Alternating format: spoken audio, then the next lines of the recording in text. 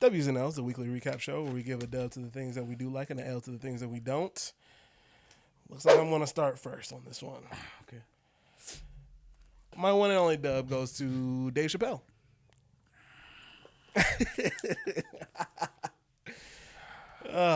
Dave Chappelle was on SNL this weekend. Yep. And Told that shit up. apparently a number of SNL maybe writers decided to boycott the episode.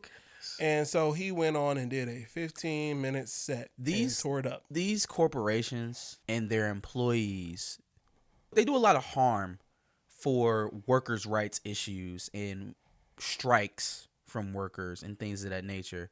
When they do performative BS like this, it smells like Netflix workers trying to work out and then force Dave Chappelle to the table to talk only after they realized that their efforts in getting him kicked off the platform weren't going to work. Right. That's what it smells like. Mm-hmm.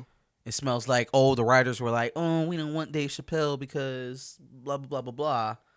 And then once they found out that he was coming anyways, then they tried to strike as a writer's room. It's performative, man. Absolutely. It's performative as hell. Because what you don't want me to do is go through the last 5 to 10 years of SNL skits and find anything that is remotely offensive or derogatory to any community. Because I'm sure it wouldn't take me no more than about 20 minutes. There are plenty. Sure, it wouldn't take me any more than about 20 minutes. But our racial and, socioeconomical satire is great. It's fine because we're SNL. Rubber stamped, baby. Nothing we do can be racist or anti-Semitic. Dave Chappelle, too edgy. Can't do it. And then he absolutely, you right, tore down the house. Great monologue. Yeah, no, plenty of shit was hilarious. Kanye, Kyrie, anti-Semitic. Which ironically, Adidas was founded by Nazis. I guess the student has surpassed the teacher on that one. Absolutely hilarious. I recommend everybody watch it. Like I said, 15 minutes, which is way longer than people usually go on for. But when it's Dave Chappelle, you give him the mic and let him go. Sure. So definitely a dub for that. On to my L's. R.I.P. to Kevin Conroy, who is the voice of Batman as we all pretty much know it in almost every animated viewing of Batman. So definitely R.I.P. to a voice legend. Kevin Conroy's Batman and Mark Hamill's Joker. Two voice acts that really shaped that animated series for us. Yeah, oh yeah. Very, very genre-defining voice actors right there, man. I would agree. So R.I.P. to Kevin Conroy. My next L goes to a video that I actually just saw today. I said Lil Durk, what's the other dude? Quando, Rondo, all those dudes. The closer you fit to what that stereotype, you like some girls will be they'll just be down, especially black chicks. I was about to say they like that shit, bro. I think that mostly attracts black chicks. I don't know what it is, bro, but they like that. They don't like when a dude has it together. I don't clean cut look. Yeah, bro, and I don't want to say that because it sounds like I'm trying to bash. I'm not bashing black women, but it just is what it is. Yeah, that's been my experience. I attract the most Latinas and white girls. That's what I attract. Yeah, same. I think because I had that professional, clean cut R&B type of look, that's why I also mostly attract Hispanic and white women. And you guys be in the comments like, do you not like black women? I'm like, black women don't like me. Like black women don't. In this world, you get what you go where you really want it. Yeah. Two gentlemen who maybe have a podcast. I don't know what's going on with them. Self-acclaimed professional looking black men who were discussing their issues with being able to attract black women. And so they were just kind of talking about the fact that white girls and Hispanic girls love them, but black chicks, and I use the word black chicks because that's what they said, just for whatever reason don't like them and only like the thuggish rapper looking because they want thugs, black men. And it's just like, hey bro, listen bro, if you can't, first of all, if you can't date your women, then that's on you. That's a you thing. There's not just one type of black woman out here. There are sedity black women. There are ghetto black women. There are highly educated black women. There's a a whole spectrum of black women out there. There is If no you monolith. can't find you one, That means you're there's not a you looking. thing. The same thing we say to all these nut ass, low vibrational black women that's sitting up here talking about the black male babies and all that other craziness. If you can't find a black man that suits your needs and what you want, then you should probably adjust what it is you're doing to find said man, or look at that list of standards that you're setting and see if it's feasible. Yeah. Agreed. Simple enough. So now I'm looking at you losers over here talking about, ooh, black women don't like me because I'm not a thug. Hey, man, I ain't never been a thug a day in my life. I've never had a problem dating black women. And what's funny is that I saw a thread underneath it of women being like, yeah, the one on the left was attractive until he opened his mouth. It's just like, yeah, you're not doing yourself any favors with this video, bro. No, man. The discourse around relationships and genders and sex, it is at an all-time low. And so, like, I just feel like anytime we have an opportunity to talk about this, we should probably do so, because the other conversations having around it are absolutely dog shit. Like they're low low intelligence. Mm-hmm. They don't really lean on any real statistics. It's all personal experience and feeling that they try to quantify into some type of ideology. Mm-hmm. And you know what's the worst thing about this is the fact that multiple people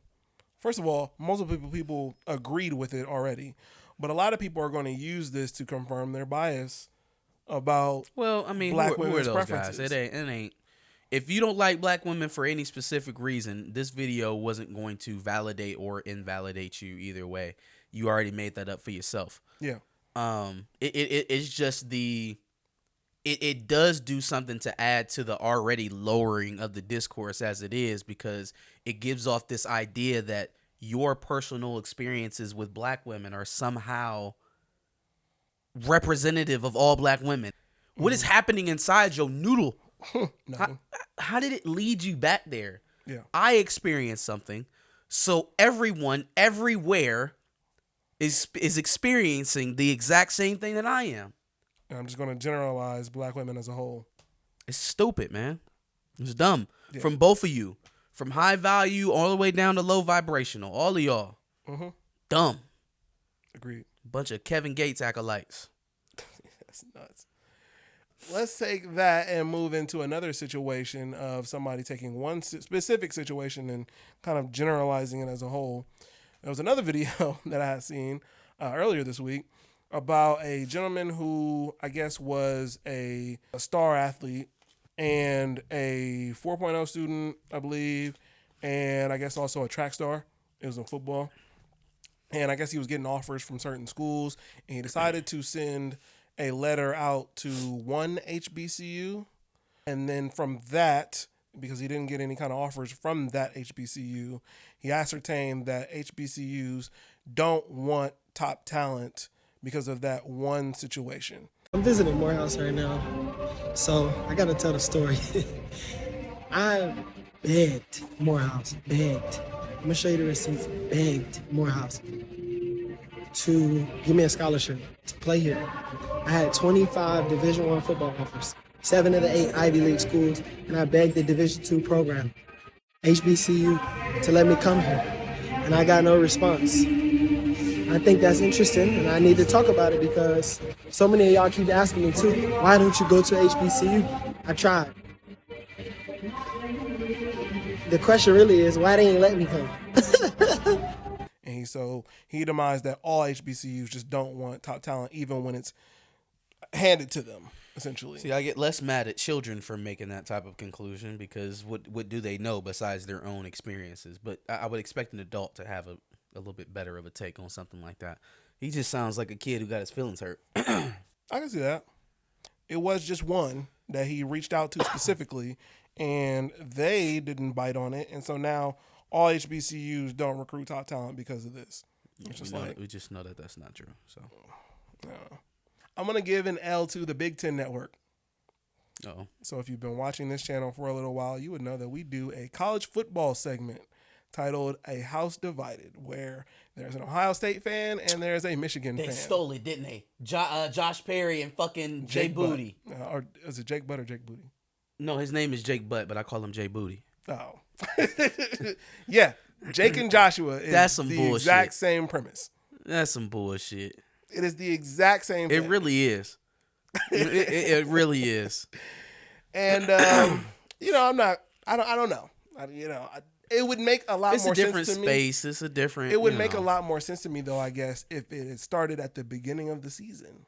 I would say that the good thing about that is that we're probably going to outlast Josh and Jake, right? Like Jake is already calling games on Big Ten Network, and Joshua Perry is as well. So I don't think they'll be sitting in office doing a 10-minute segment to fill time on the Big Ten Network for very long if they, keep progressing on the way that they are. Fair enough. I guess I would agree with that, but again, just kind of weird that they started at mid-season when we've already done. Yeah, everybody jock our swag. That's okay. You know what I'm saying? They won't give us credit today, but when we blow up, we'll have people that go through our old videos and then we'll be able to see how much we influenced the game. You know what I mean? Yeah, I'm sure. I'm giving an L to DaBaby. Man, has he fallen off. So much so that he is out here giving out buy one, get one free tickets for his shows. Oh. That's not good. No. I've never seen a rapper ever have you buy one and then get another ticket for free. A BOGO concert? Hey, first of all, hold on. Now, I know that this looks bad in terms of his career trajectory and what's going on with his status as of right now. Let me propose a counter narrative that he probably could have used if he wanted to surrounding this. Is that concert tickets are expensive for anybody. Sure. Concert tickets are expensive as hell. So you could have swung this as like a community deal. Like, hey, yo, I'm trying to serve the block. I'm going to sell my tickets, buy one, get one free. Bring your family and friends. Let's have a family affair, That's how he could have spun it. Now, I don't think that's how he is spinning it. Because the last I saw from DaBaby is him sitting out in front of his 7 cars talking about how bad he fell off and laughing. Well, fam, if you doing that and you selling BOGO tickets, some of them bills is coming due. Some of them bills overdue. You know what I'm saying? He literally couldn't spin it that way because these are $22 tickets. Oh, well, yeah. Darn. So, yeah, $22 tickets is not cutting it whatsoever. Well, yeah, that's cheap enough. So a couple of weeks ago, I gave an L to boxing. Mm-hmm. I'm here to do it again. Floyd Mayweather just fought Deji, a British YouTuber who is the brother of KSI. And, of course, he won. Apparently toying with him for most of the match because he had his hands down the entire time. Floyd need money, y'all. That's just all it is. He needs money. Which, I don't know how we ever expected someone who couldn't read at 30 years old to be taking care of their millions. Sure. But that's all this is, man. I don't think he's in good enough boxing shape to fight competitively. Mm-hmm. But he's good enough to go beat up YouTubers for millions. So yes, you don't do that unless you need it. You don't diminish your career of 50-0 as a prize fighter to fighting YouTubers for checks unless you have to. Mm-hmm. He would not be doing this. He wouldn't even be taking the relative risk of injuring himself in a ring with an amateur unless he needed the check. Yeah. That's just all it is. That is not the worst boxing story of the week. Jake Paul is about to fight Andrew Tate. Hey, when you down bad, boy. Because when did Andrew Tate start boxing? And what beef do Jake Paul and Andrew Tate have that they need to be in the well, you're relatively popular. I'm relatively popular. We can't sell pay-per-view alone, but together, huh? Well, Andrew Tate was a boxer in the UFC. Oh, he was a mixed martial arts fighter. Yeah, I think he specialized in kickboxing.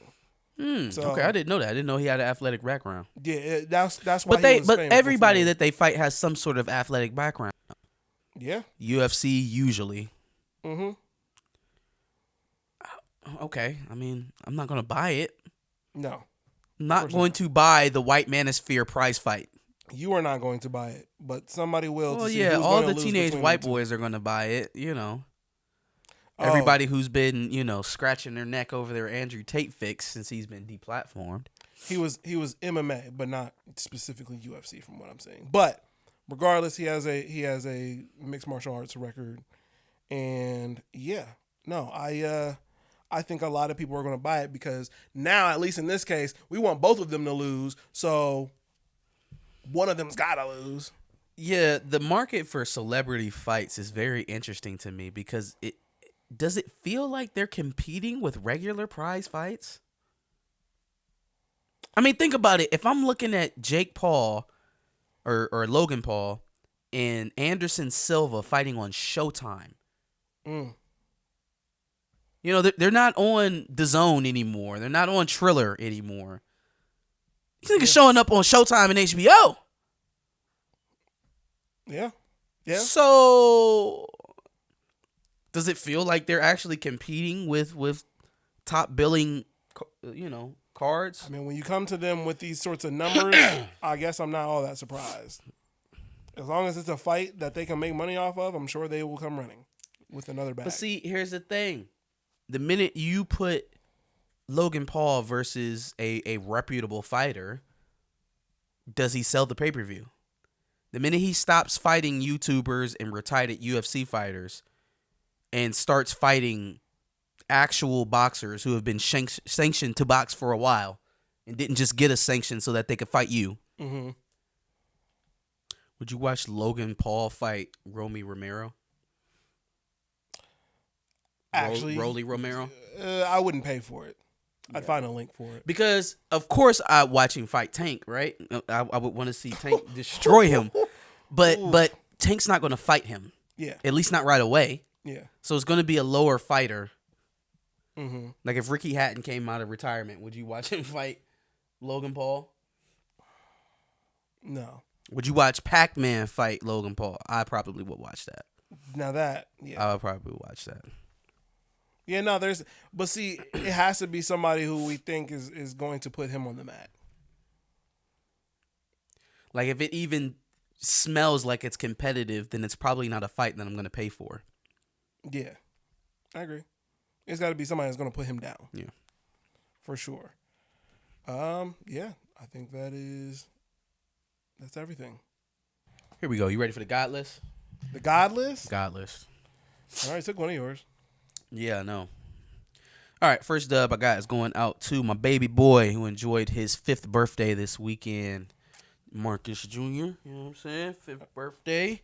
Absolutely. Shout out to Lil MJ, even though I didn't get an invite to the party. You also left without saying goodbye, so. Not my fault. I had a ride there. No, nothing seems to be your fault. Anyways, yeah, we had a good time up at Magic Mountain. Shout out to Magic Mountain for taking care of us. It's a good time. Is the Magic Mountain at Polaris still there? Closed. Okay. Closed permanently. Literally, it was crazy because he was telling me, like, yeah, it's at Magic Mountain. I'm like, oh, okay. Right up the street. Yeah, no. Well, no, he thought it was at the one in Polaris. Oh, yeah, no. And then we found out, like, oh, they're not even open anymore. And it was like, oh, well, then it's right up the street then. Yep. So, worked out. Oh, well, yeah, right up the street from him. Yeah. Let's see here. First up, second up, going out to the Best Man miniseries, Best Man Final Chapters. It's going to be coming out in December, I think, on Peacock. Oh, it's coming up. Yeah. Damn. It's Okay. going to come out pretty right. soon. That may be one we have to review. I'm with it. And honestly, man, that couldn't have come at a better time. Not that it's going to be this big blockbuster thing, and I mean, who knows? It may drive some conversations online, but this couldn't have come at a better time. Yeah. On to my L list.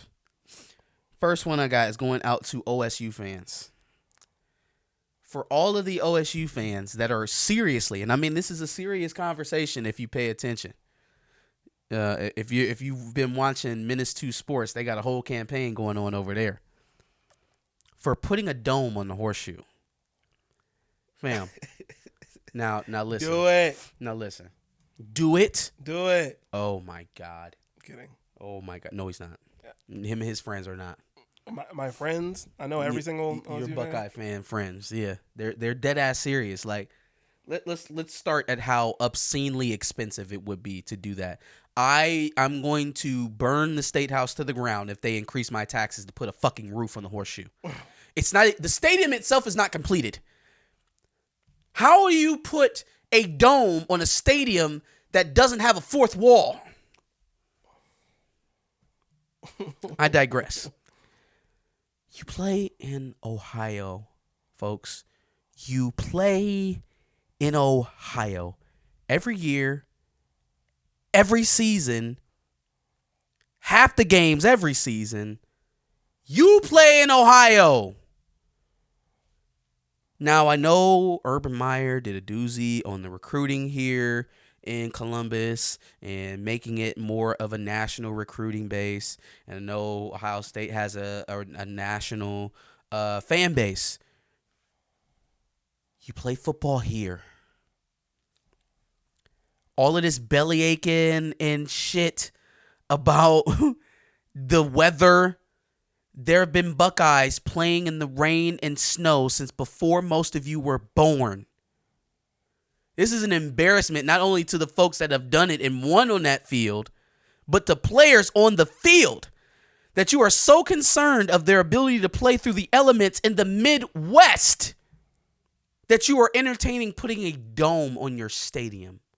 Not to mention, isn't it like a historical landmark? They're not going to let you touch that thing ever for any reason. For sure. It's the fact that you're so short-sighted as to, oh, well, we got a California quarterback right now. We like to whip it around. So I guess we gotta put a dome on the stadium.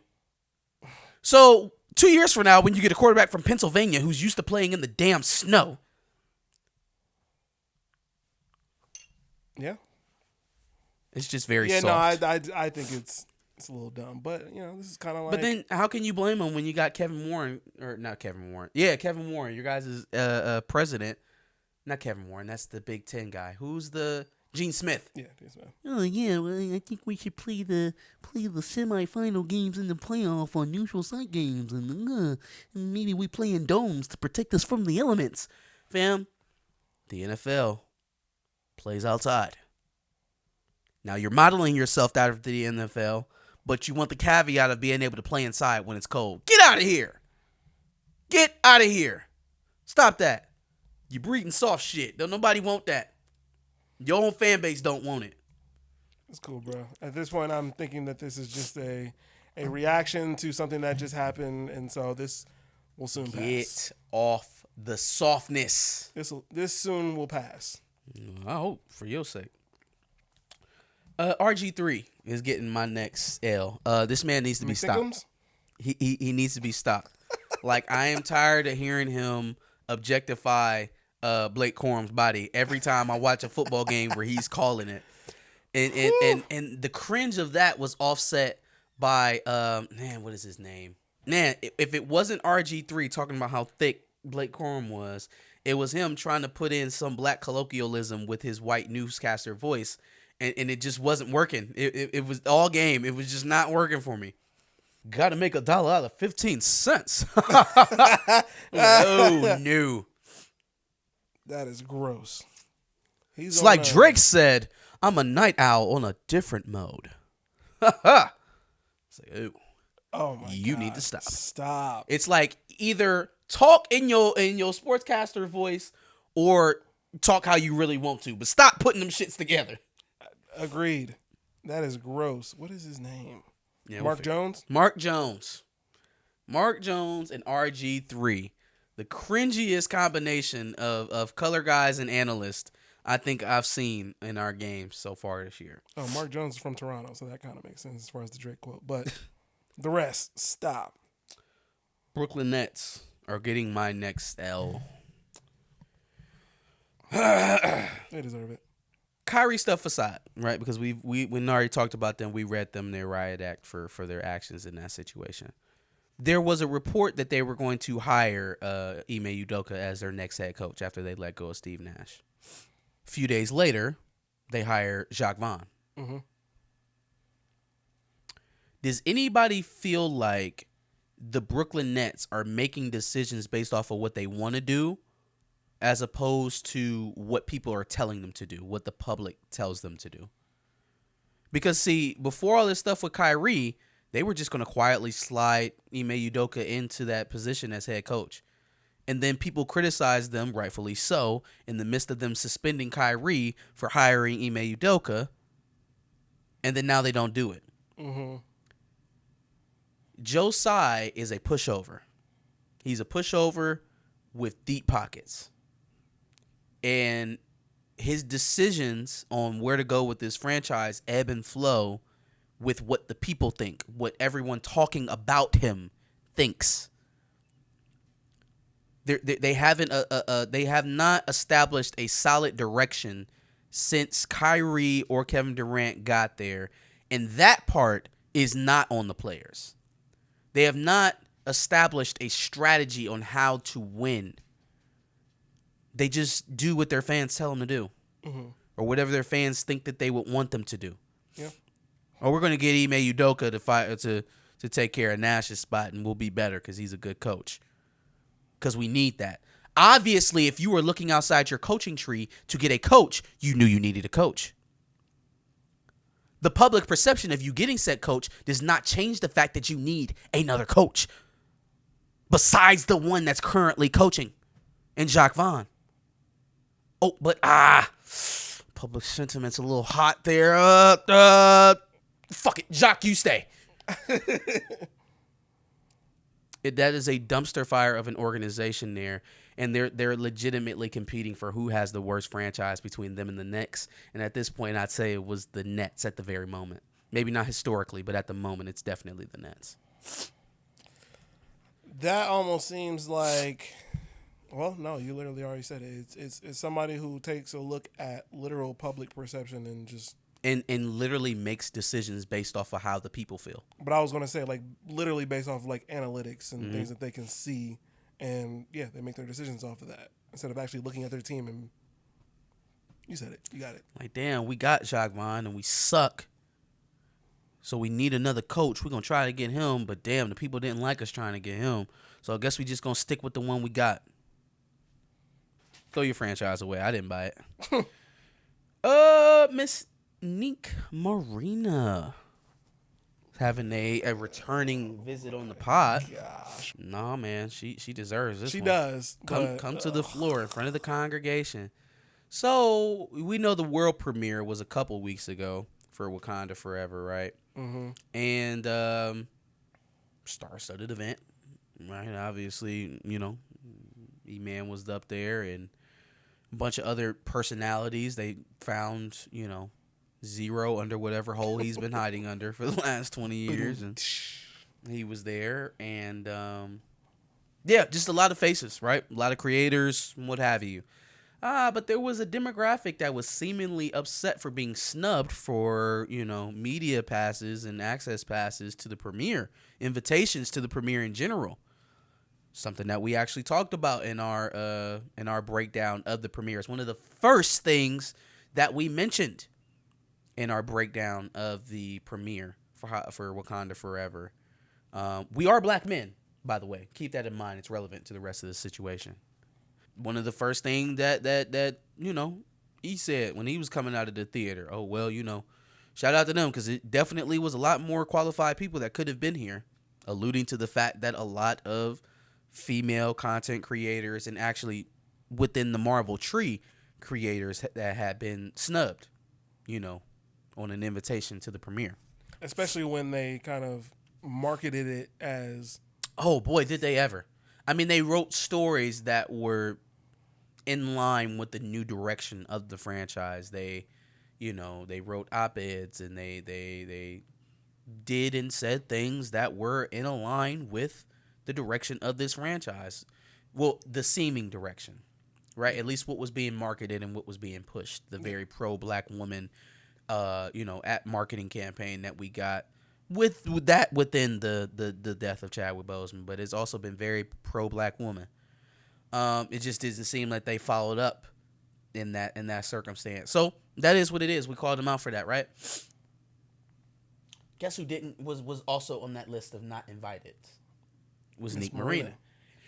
Miss Marina has a lot of followers, and she feels like that following has granted her access to, the Wakanda Forever premiere, especially with the stances that she's taken in support of the film. She also feels like essentially, what I got from her messaging is that there are black men gatekeeping the access to, red carpet events such as this at Marvel, keeping black women out, essentially. Nicque. Oh, then she goes on to blame black men for not protecting black women and uplifting them in these spaces and yada, yada, yada, yada, yada, yada, yada. Mind you, this video came out at least a week after ours. So 2 things with this. My first thing is that if you don't have the lady balls to call out the specific black men who are doing this to you or who are gatekeeping the access to these red carpet events, why would I stand with you? See, I come out my mouth and I talk to the people that I need to talk to, that I'm criticizing. Nate Moore, Ryan Coogler, Kevin Feige. It doesn't really matter. It also doesn't matter what potential relationship that I'm trying to have with those people, because right is right, wrong is wrong, and telling the truth is all that matters. You, on the other hand, want to be able to lambaste all black men with your concerns and your feelings towards how you were treated, but then not call out the specific black men that did this to you. Seemed like you had somebody in mind. Seemed like you were talking to someone specific. You didn't call them out. You just wanted to feign concern over your own access being lost. Oh, but I can gain support by looping in all black women into my plight and then looping in all black men into why I'm not being able to move forward. And not damaging PR. Shorty, we talked about it before you. And even more than that, several months ago when we tried to talk to you, we told you that they wasn't doing shit for black women. We already said it. That their steps to be representative of black women have largely been performative.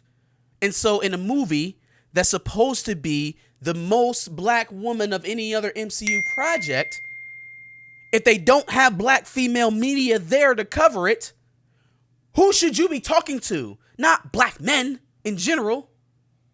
How about the individuals that you were expecting to do better? How about them?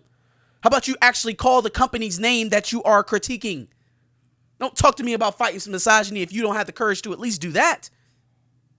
Especially because you're going to erase the critiques that have already come out directly to Marvel from black men. The mental gymnastics. It's crazy that it's fuck them to hell and back when it's something that, we request. Even though we the only ones that stood up and talked about what it is you're mad about. Imagine that. See, it's so easy to just label someone as, oh, you hate black women. It's very lazy, right? And I hate it even more from our left-leaning brothers than I do from, disingenuous conservatives or what is that? The divestors movement or whatever. Right? Because they clearly have an agenda and they're going to say whatever it is to bring people back over to their side.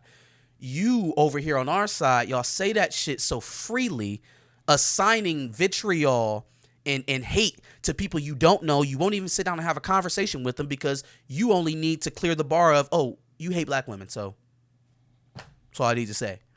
You can't hide behind that forever. You can't. Pieper Lewis of Des Moines, Iowa.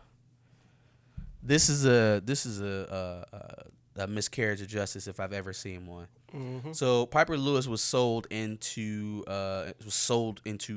sex trafficking. Yeah, human trafficking, and ended up killing and escaping from her captive, from her purchaser, I guess.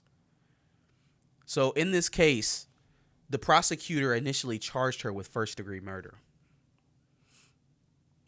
Then got the sentence reduced down to first-degree manslaughter, to which she received 5 years probation. Okay, no jail time. Okay, fine. Even though I feel like even that is too much for a victim of human trafficking, but fine. But then you hear that the prosecution had a problem with the forming or the the description of Pieper being described as a victim, someone who was literally sold into sex slavery. She's mad because they were described as a victim. And I swear to God, y'all, I couldn't understand where or how they could even formulate that until I found out it was in Des Moines, Iowa, and then I saw the prosecutor. So not only did they give her 5 years probation, but they also lamented that with making her pay fees and restitution to the family of the man she shot. This girl was captive. She was bought. She's underage. $150,000 to the family of the man she killed. There is no justice in the laws that we have here today. There is no justice. And it's sad when you can't even depend on the law. How do you feel comfortable? Well, I guess it's very comfortable when it's a black woman that you're doing it to. When it's a black person. Yeah. You know? But Jesus Christ. That is it for my my dubs and L's, though. Do you have anything else? No, I think that's it. Cool. Give us your dubs and L's in the comments below. Make sure you like, share, and subscribe. And come back next Wednesday at 10 a.m. for another dubs and L's. Absolutely. And make sure you check out some of our other W's and L's where we recap the week, see what we said in previous weeks about different stories, and make sure you subscribe because, like you said, we like to do this every Wednesday at 10 o'clock.